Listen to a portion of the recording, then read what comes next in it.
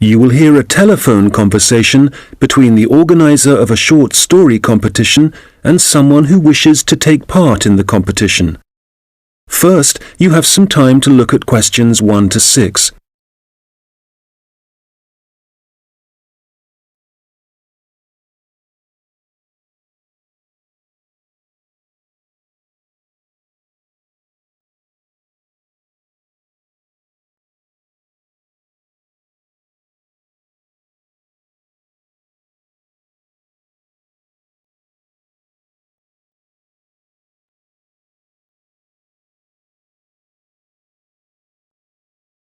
Good morning, Dave speaking. Oh, hi. I'm phoning about a short story competition. I saw an advert in a magazine and I was just calling to get some details. Yes, certainly. I'm the competition organizer, so I should be able to help. What kind of details are you looking for? Well, does it cost anything to enter? Yes, there's an entry fee of £5. Okay, that should be fine.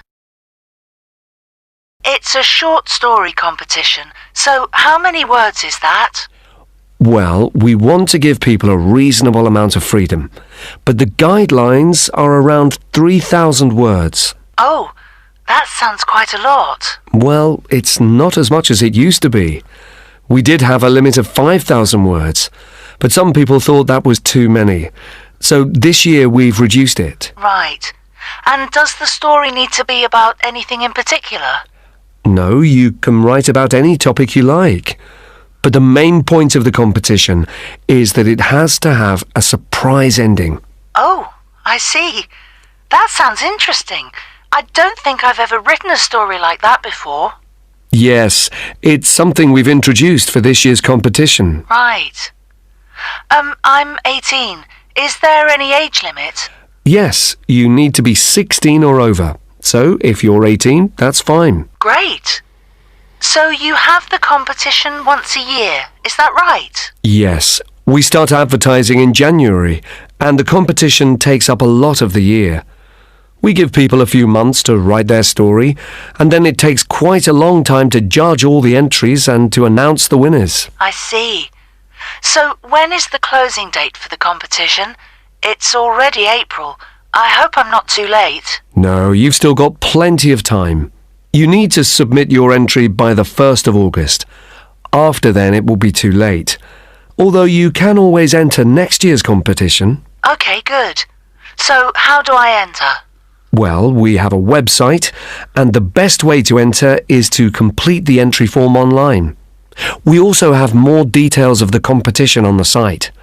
Shall I give you the web address? Yes, please.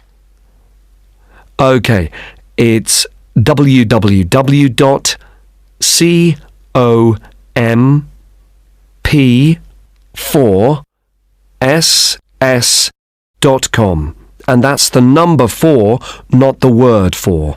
Okay, thanks. I've got that. So I can complete the entry form online, but how do I send the story? Do I print it out and send it to you? Well, you may want to print the story out so you can review it, but don't post it to us. When you've finished your story, you will need to email it to us. The email address is on the website I gave you. Okay, that's fine. Before you hear the rest of the conversation, you will have some time to look at the questions 7 to 10.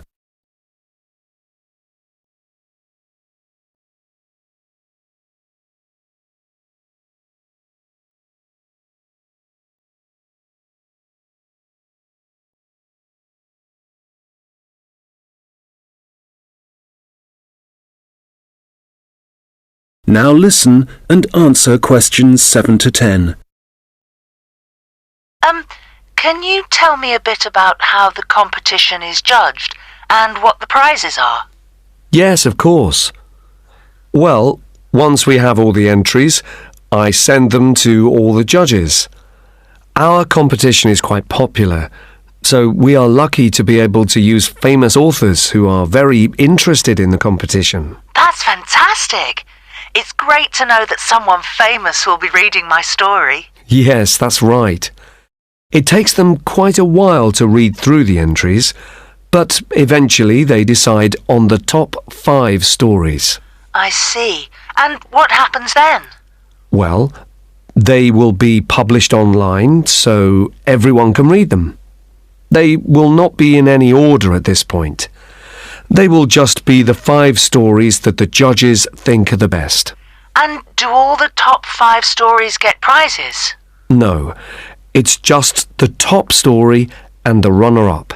So how is the top story decided?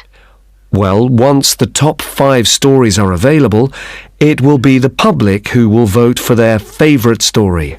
Right, I see. So I need to get all my friends to vote for me then? Yes, that's a good idea. And what is the prize?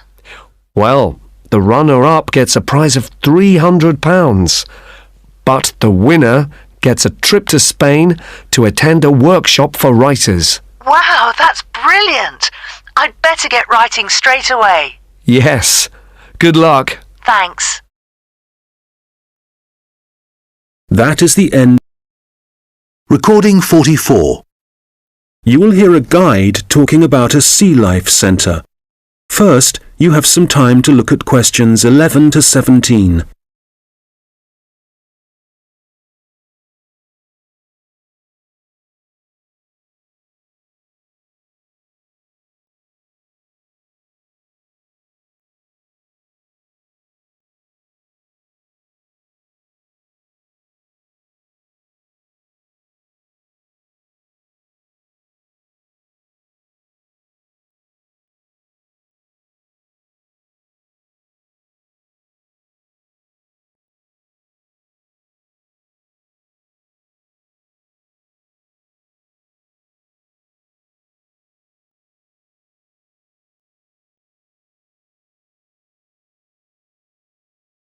Okay, so hi everybody and welcome to the Sea Life Centre.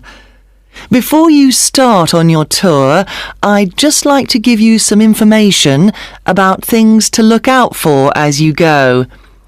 Well, first of all, I guess some of you may have been here before and may be surprised to see the name has changed. We're not called World of Water anymore. Since the beginning of this summer, we've been renamed, and we've also made a few other changes. However, the main attractions like the aquarium, the crocodiles, the penguins and so on are still here.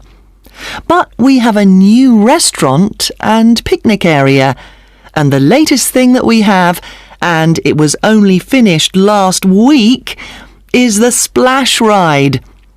This is an exciting new area of the centre and is pretty scary, and of course you do get a bit wet, so make sure you're not wearing your best clothes. As I said, the main attractions are still here, and the most popular thing that everyone wants to see is feeding time, especially for the crocodiles and the seals. We used to have the main feeding time in the afternoon at around 3 p.m.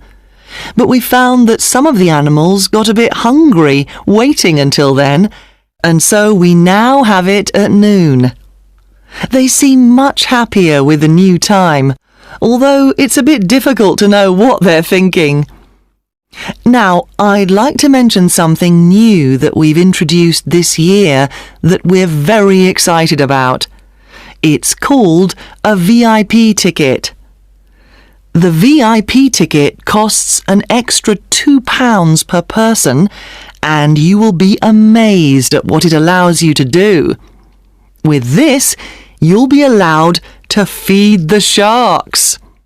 Now, I know that for some people, this might be quite a frightening thing to do, but it is perfectly safe. For those of you who are a bit unsure, we do have a video you can watch to see what happens. It's a great experience, and your friends will be very impressed. Speaking of friends, I'd just like to remind you that the Sea Life Centre will be more than happy to organise a birthday party for you and your family and friends. If you need more details, you can speak to me afterwards, and there are also forms at the entrance that you can fill in. I'd also like to bring your attention to the good work that the Sea Life Centre is doing in support of animal conservation. I'm sure you're all aware of the worrying situation with a large number of species facing extinction. Here at the Sea Life Centre, we're taking action by asking as many people as possible to sign a petition. Once we have over 5,000 signatures, we are planning to send it to the government in the hope that more people will begin to take it seriously. Right, well, there's obviously a lot going on at the centre and a lot of things to discover. At all the attractions, there is helpful information, so please read as much as you can, and if you want to see what you've remembered, please do the quiz after your visit. There are no prizes, of course, but I'm sure you'll be surprised by how much you've learnt. Before you hear the rest of the conversation, you will have some time to look at the questions 18 to 20.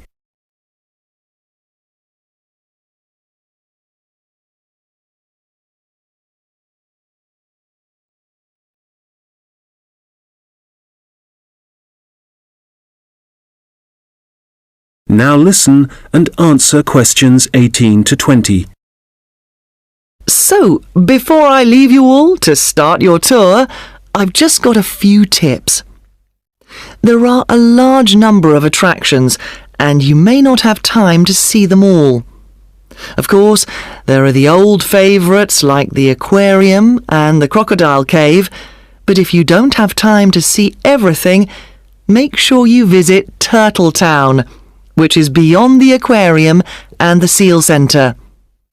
This is very special and has a large number of endangered species, and as it's at the far corner of the Sea Life Centre, it often gets overlooked. I also have to apologise for the Penguin Park.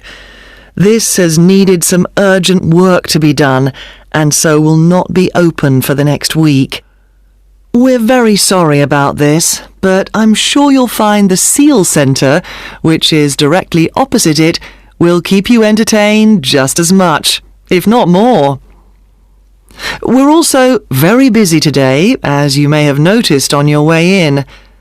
Everyone starts here at the aquarium, but as it's so big, there's no waiting to get in.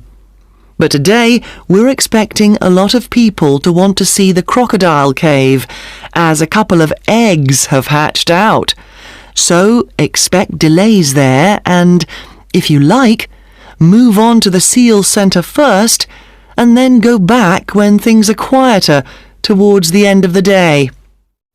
So, I'll leave you now, but if you have any questions, I won't be far away, and have a great time at the Sea Life Centre. That is the end. Recording 45. You will hear two students talking about their university studies. First, you have some time to look at questions 21 to 26.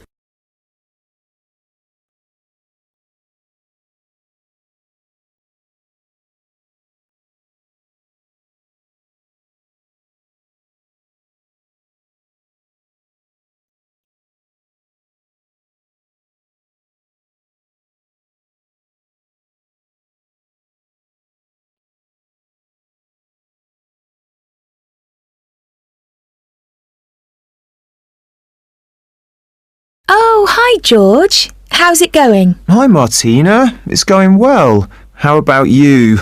How's university life? Well, it's great. Apart from the studying, of course. Yeah, me too. What are you studying? I seem to remember that you were going to do art. That was your best subject, wasn't it? No, not really. I just liked the teacher.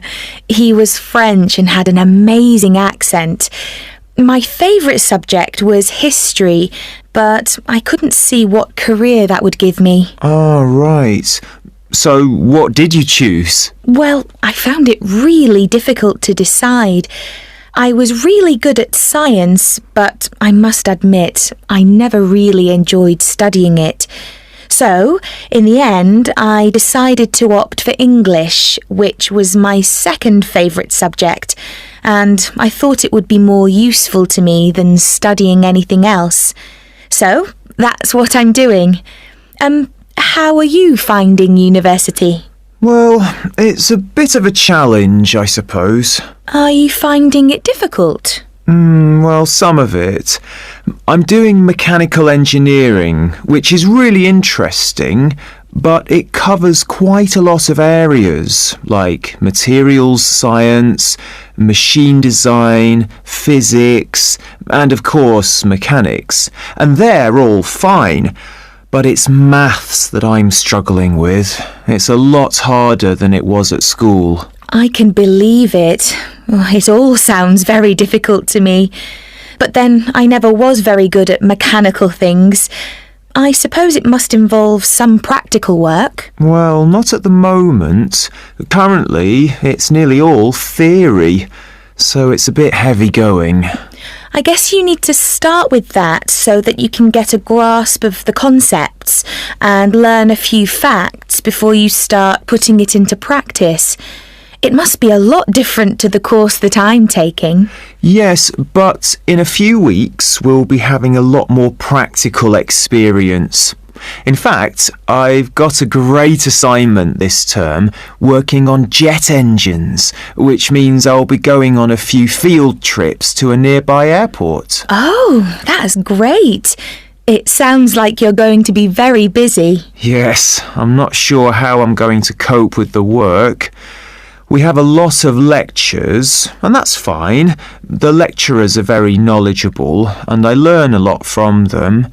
But we also have a lot of seminars, and I find with so many people expressing their views, it can get quite frustrating.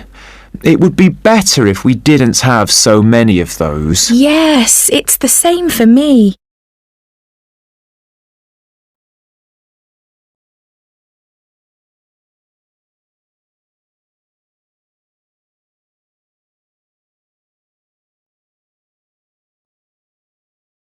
Now listen and answer questions 27 to 30. How are the students at your place? Well, I haven't really met anyone yet. They all seem a bit quiet. Perhaps they're working hard. They don't appear to be very studious here, but they are very friendly. I must say, I've been doing a lot of sitting around and chatting over the last week or so. Well, that's good. The only person I've spoken to really is my tutor. He's very approachable and seems to understand how difficult it can be starting university. It's good to have someone you can talk to, and he may help you meet other students. Actually, that doesn't bother me. I'm bound to get to know some people sooner or later. It's more a question of finding out what I need to do, where to go, and so on. I hope he can help me with that. Oh, I would have thought so. Well, we certainly have a lot of work ahead of us.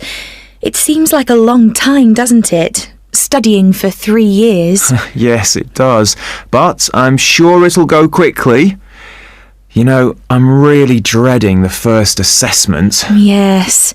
For the course I'm doing, we have to hand our first one in at the end of next month. Really? So, have you got the topic yet? No, but we'll get it soon. I'm not sure how much we have to write yet. Not too much, I hope. I know what you mean. And it's hard to study, especially where I am now. Oh, where are you living? I'm living in a hall of residence. I thought that would be a good idea, as there'd be a lot of people around, but I'm finding it a bit noisy. I can see that I'm going to have problems when I really need to get down to some work. So, I guess you need to be somewhere on your own then. Yes. Well, I do like to have some people around me, so I'd prefer to live with a family somewhere, in a house not too far from the university. Well, good luck with that. Yes, thanks. And good luck to you as well. Oh, I have to dash now. I've another lecture in 10 minutes. Bye for now. Bye. That is the end. Recording 46. You will hear someone talking about creating a presentation. First, you have some time to look at questions 31 to 40.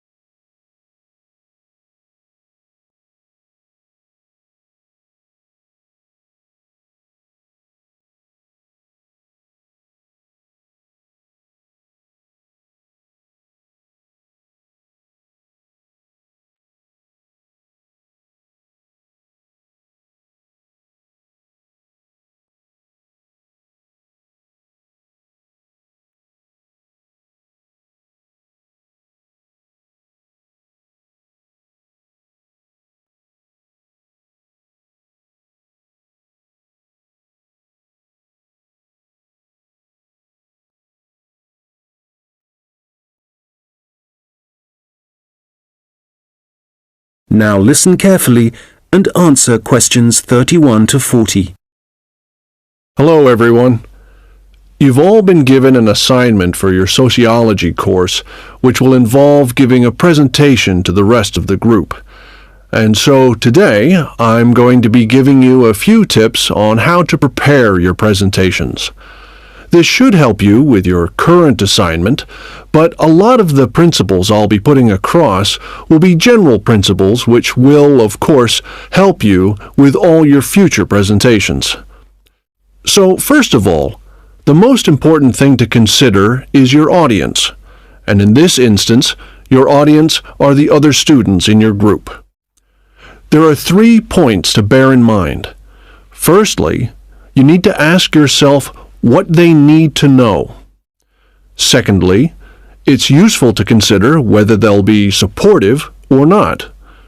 And thirdly, will it be a small group, say 3 or 4, a moderate gathering of 20 or so people, as for your current assignment, or will there be hundreds of people?